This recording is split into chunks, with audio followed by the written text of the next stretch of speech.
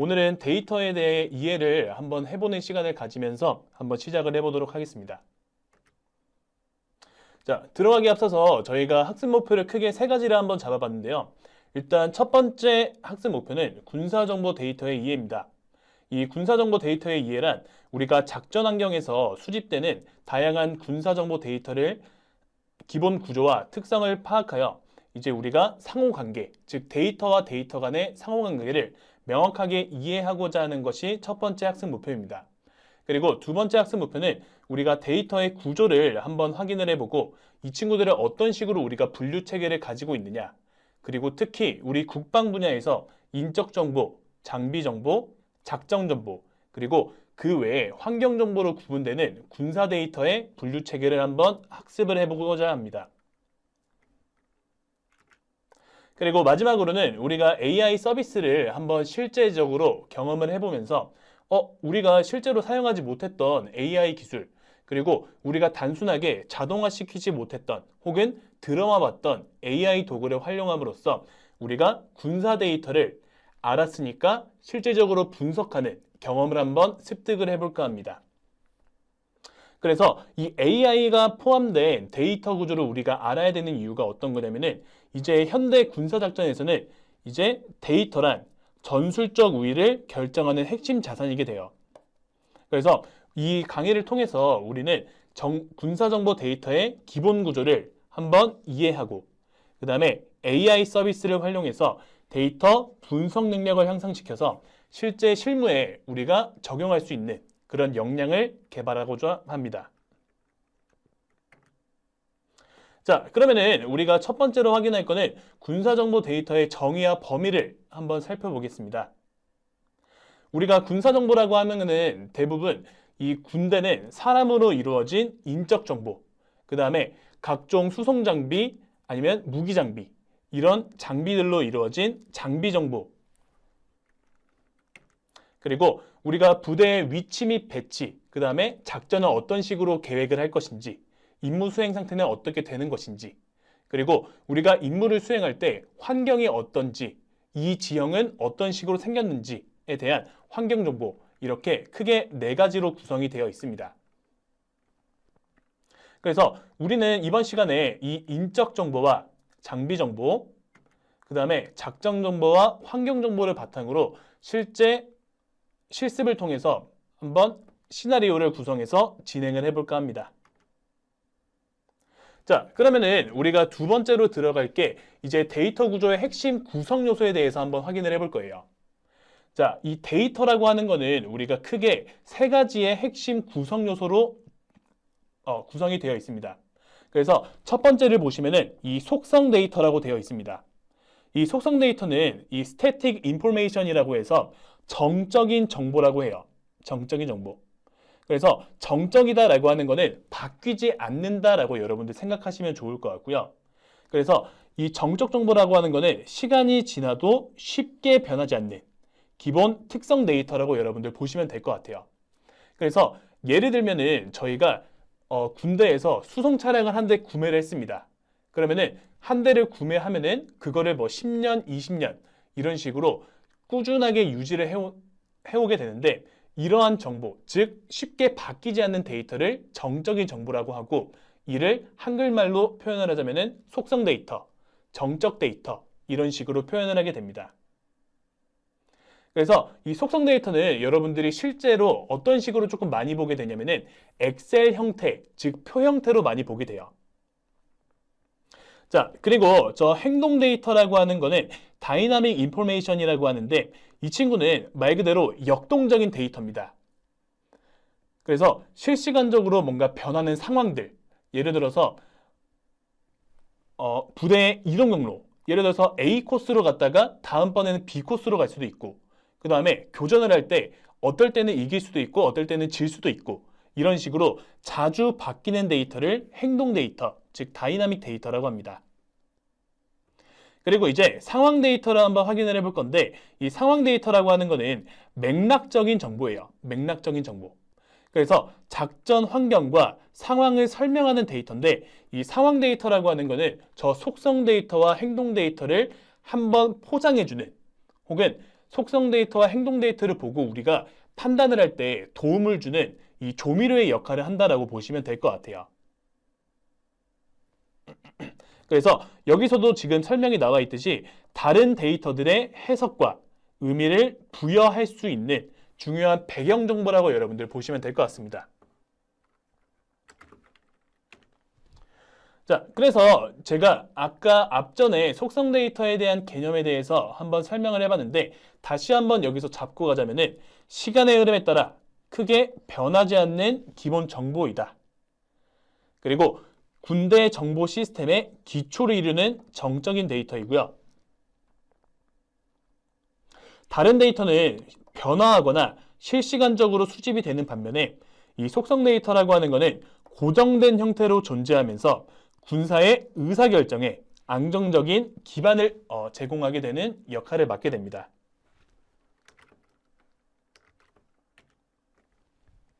그래서 가장 대표적인 예시는 인적 정보. 그래서 사람이 한번 들어오면은 그 사람은 병사라고 하더라도 요즘은 18개월이죠. 18개월 동안 유지가 되고 그리고 간부라고 하면은 뭐 10년, 20년, 많게는 30년까지 이런 식으로 꾸준하게 변하지 않고 유지되는 데이터를 의미하게 되고요.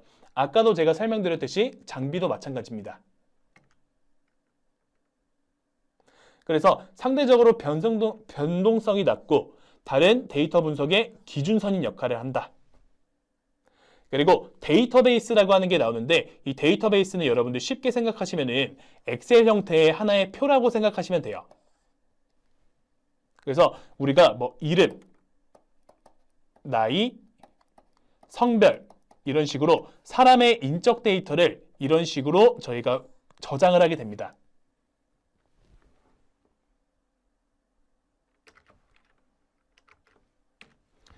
자, 그러면은 이번에는 저희가 행동 데이터에 대해서 한번 들어가 볼게요. 그래서 행동 데이터는 이제 시간의 흐름에 따라 변동되는 활동의 기록을 의미하게 되고요. 이 데이터는 우리가 실시간 모니터링과 예측 분석의 중심적인 역할을 하게 되고요. 그리고 이제 이 친구는 실시간적으로 변하기 때문에 우리가 전투에 대한 대응력을 높이는 핵심적인 정보 자산으로 우리가 활용이 되게 됩니다. 그래서 실시간적으로 오는 무선 통신들, 이런 데이터를 행동 데이터라고들 해요.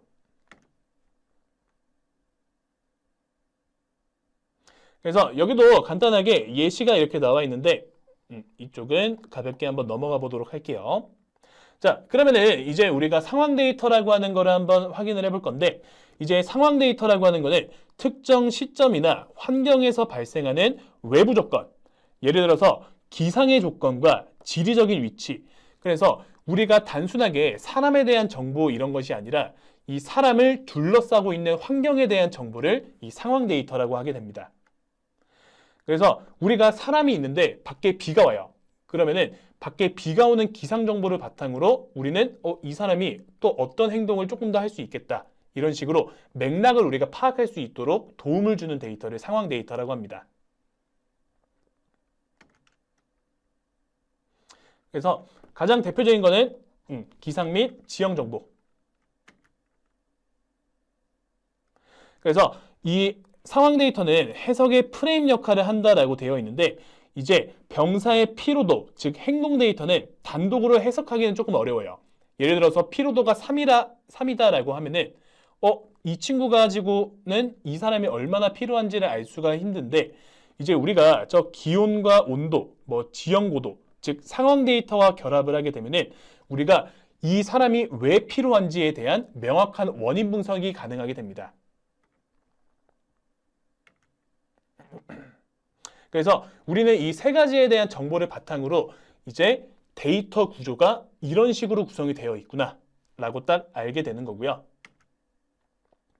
실제 제가 아까도 그랬듯이 실제 데이터 구조는 우리가 이런 식으로 엑셀이던가 데이터베이스에던가 여러분들의 정보들이 이렇게 저장이 되어 있을 겁니다. 그래서 이 정보는 실제 군사 정보는 아니고 제가 임의로 구성해 본 정보인데 이제 이 표 데이터를 활용해서 조금 있다가 실습과 한번 연결을 지어 볼게요. 그래서 이제 이 표 형태는 이제 하나의 행과 이제 열로서 이렇게 구성이 되는데 이제 하나의 행은 딱 이렇게 한 명으로서 특정이 되게 돼요. 한 명. 그리고 이 하나의 열은 특성으로서 이렇게 판단이 되게 됩니다. 그래서 열은 여러분들 특성이라고 보시면 돼요. 특성. 그리고 행은 하나의 데이터, 즉 이 상병 S001이라고 하는 상병은 어떤 특성을 가지고 있냐? 위험도가 낮고 시간은 어떻게 되고 임무 상태는 어떻게 되고 이런 식으로 구조가 이루어지게 되어 있어요.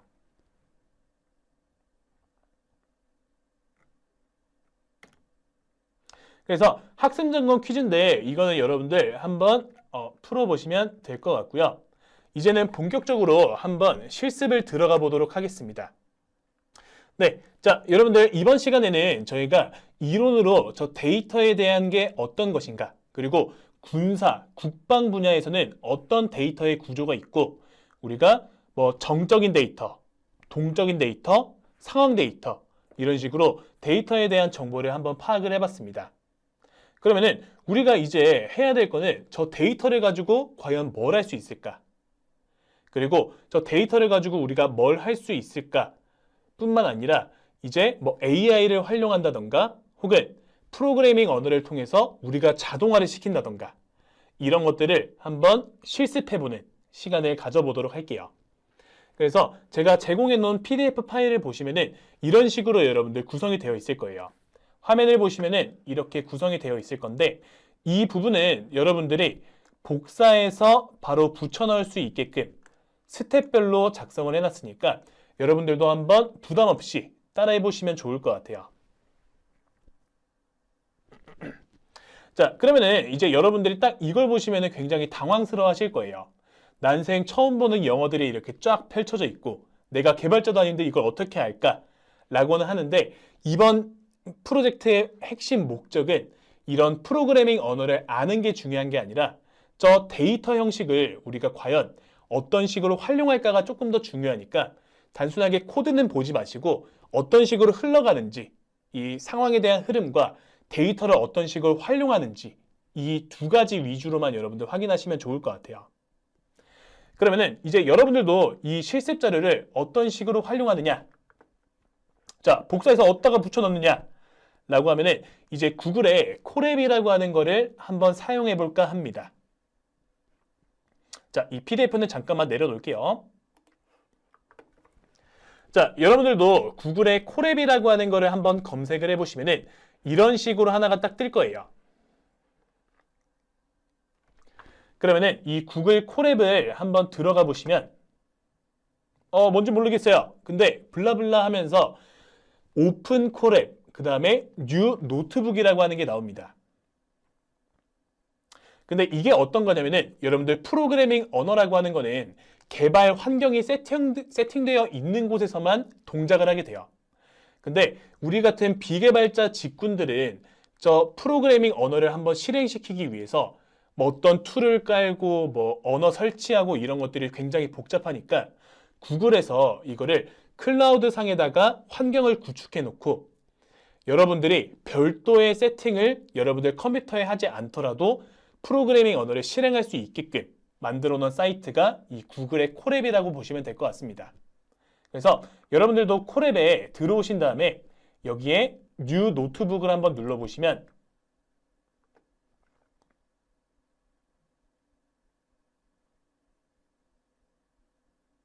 이제 여기가 여러분들이 코딩을 시작하거나 혹은 AI를 활용해서 내가 지금 당장 코딩을 몰라도 프로그래밍을 몰라도 할 수 있게끔 도움을 주는 하나의 사이트라고 보시면 될 것 같아요.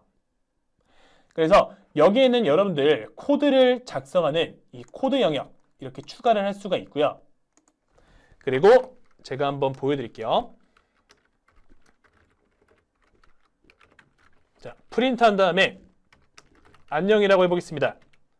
그리고 컨트롤 엔터를 치면은 이게 동작을 하게 돼요. 즉 프로그래밍 언어가 돌아가게 됩니다. 그래서 이 아래쪽에 보이는 게 이 코드를 실행했을 때에 대한 결과라고 보시면 돼요. 자, 그러면은 이제 제가 미리 세팅해 놓은 저 콜앱 확인해 보면은 이제 본격적으로 제가 아까 보여드린 PDF 파일과 동일한 구조로 세팅되어 있는 것을 알 수 있을 겁니다. 여러분들도 하나의 셀마다 이런 식으로 코드를 붙여 넣어서 진행을 해주시면 될 것 같아요. 자, 그러면은 제가 준비한 데이터를 한번 소개를 해드리도록 하겠습니다. 자, 저는 아까 봤던 표처럼 날짜, 지역, 부대, 위험도, 임무 종류, 결과, 기상 상태라고 하는 거를 하나의 표 형태처럼 보이게 한번 세팅을 해봤어요. 그러면은 저는 이 하나의 영역을 컨트롤 엔터로 실행을 시켜 볼게요.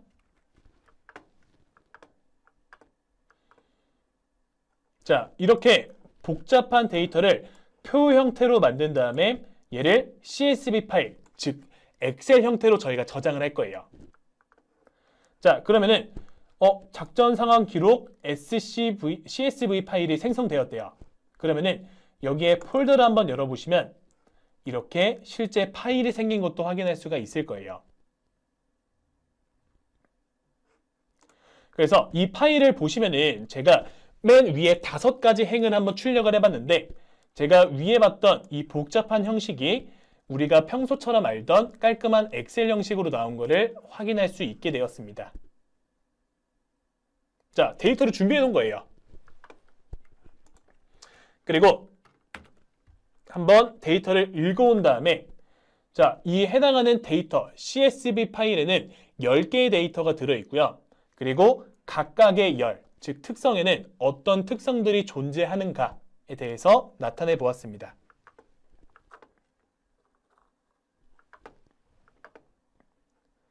자, 그러면은 우리가 이제 저 표를 한번 요약도 해보고 디스크립션, 설명도 한번 시켜볼게요.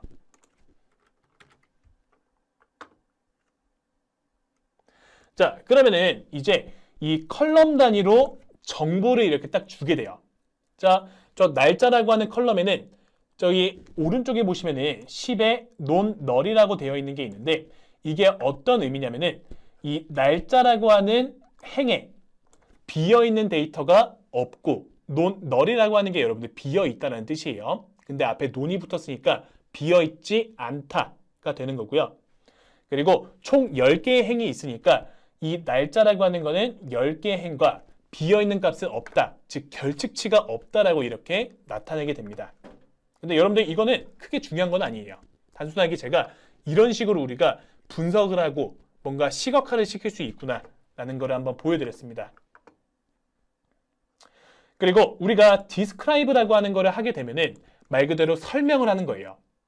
즉, 이 위험도라고 하는 거를 우리가 describe 해봤다라고 볼 수가 있는데 이제 여기 보시면은 저 위험도라고 하는 녀석이 카운트 10개가 있고 그 다음에 min 평균값입니다. 평균값 4.5라고 하는 게 평균값이래요. 자, 확인해 보면은 위험도 이 친구들의 평균을 한번 내보면은 4.5라고 하는 수치가 나온다라는 거예요. 그리고 표준 편차와 최소값, 그 다음에 25%의 값, 50%의 값, 75%의 값, 그 다음에 가장 큰 값, 이런 식으로 저희가 디스크립션이라고 하는 거를 통해서 요약을 할 수가 있게 됩니다. 자, 그러면은 우리가 여기까지만 봤을 때 우리가 뭘 할 수 있을까? 저희는 어떤 걸 할 수 있냐면은 여러분들이 지금 가지고 있는 엑셀 파일들이 굉장히 많을 거예요. 그리고 뭐 예산을 측정한다던가 아니면은 개수를 파악한다던가 이런 것들이 있는데 여러분들이 지금까지는 엑셀에서 하나의 행을 선택해가지고 얘를 평균을 내줘라고 하는 함수를 아마 입력했을 겁니다. 함수. 근데 이 파이썬, 즉 프로그래밍 언어도 마찬가지예요. 우리가 엑셀에서 함수를 지정해서 뭐 평균을 구하던 총합을 구하던 하는 것과 같이 이 파이썬에서도 마찬가지로 우리가 설명해줘 하면은 알아서 이렇게 평균, 최대값, 최소값 이런 식으로 나타낼 수 있는 기능들이 미리 구비가 되어 있습니다. 자, 그러면은 이제 이 친구들도 여러분들 딱히 신경은 쓰지 마세요. 어떻게 되는지만 한번 확인을 해볼게요. 자, 그러면은 저 df, df가 어떤 것이냐? 이거예요. 이 표. 이 df가 이 표인데 얘를 그룹을 지을 겁니다. 어떤 걸로? 저 지역이라고 하는 걸로. 그러면은 지역이 이렇게 따라락 묶이게 돼요. 그러면 여기에 딱 표시를 보면은 지역이 서부, 남부, 동부 이렇게 모이죠. 원래는 동부, 서부, 남부, 동부, 서부 이렇게 있었는데 중복된 거는 제거하고 각각에 있는 것들만 그룹화 시킨 게 바로 저 그룹바이라고 하는 녀석입니다. 그러면은 우리가 저 지역을 묶을 건데 묶고 나서 어떤 특성을 사용할 거냐? 저 위험도라고 하는 특성을 사용할 거다가 이 식입니다.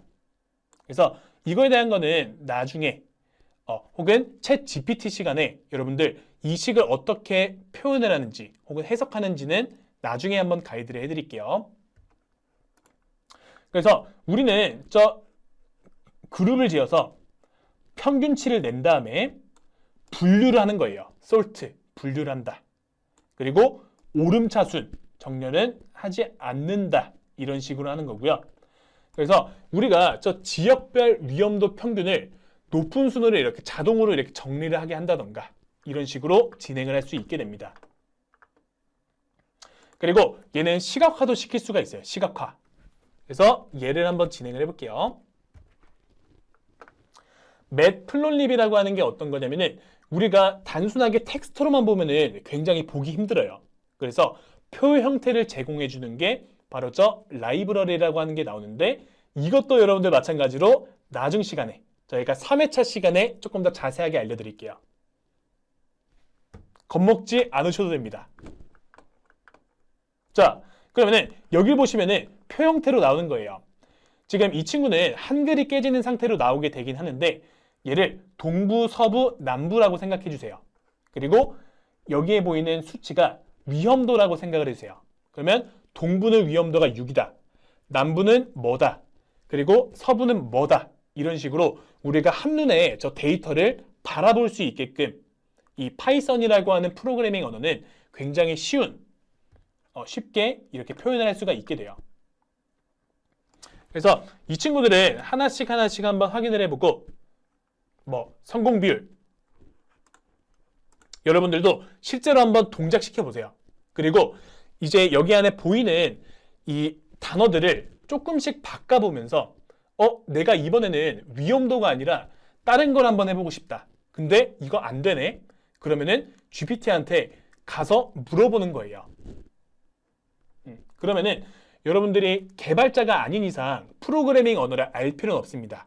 그래서 우리는 AI를 적극적으로 활용하시면 돼요.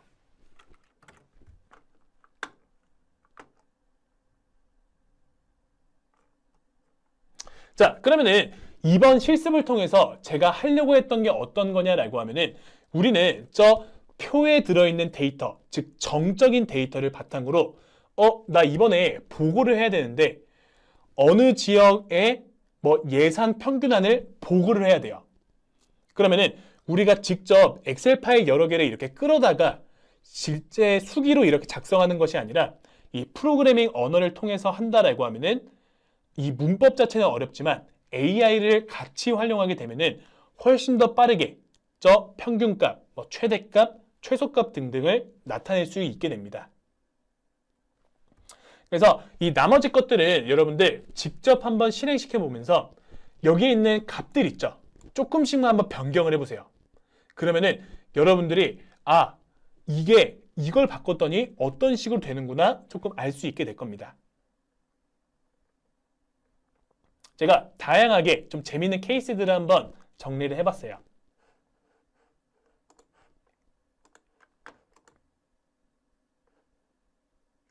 자, 그러면은 이제 다시 한번 PPT로 돌아와서 그러면은 여러분들 저 콜앱이라고 하는 환경에서 실제 가짜 데이터를 한번 우리가 읽혀보고 프로그래밍 언어는 잘 모르지만 한번 이 코드를 동작시켜 보면서 데이터를 우리가 이런 식으로 평균치 내거나 이걸 한번 갖다가 써보거나 그룹을 지어보거나 이런 식으로 한번 저희가 실습을 한번 해봤어요. 그래서 우리가 이번 챕터에서 배운 거는 군사정보 데이터의 이해, 그 다음에 데이터 속성별 분류 체계, 그 다음에 우리가 AI 서비스는 아직 본격적으로 사용하진 않았지만 우리가 코드를 돌리는 환경을 한번 경험을 해봤습니다. 그래서 이제 다음 강의에서는 저희가 AI 자동화 사례 살펴보기에 대해서 학습을 진행하도록 하겠습니다. 네, 감사합니다.